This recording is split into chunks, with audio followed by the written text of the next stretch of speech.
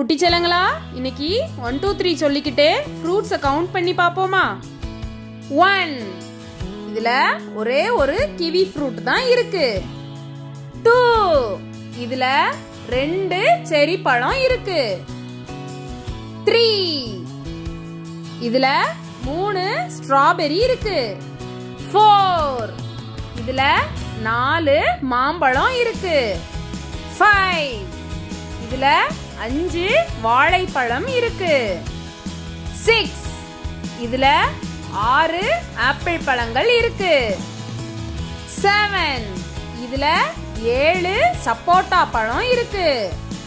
8, இதுல 8 ஆரஞ்சு பழங்கள் இருக்கு.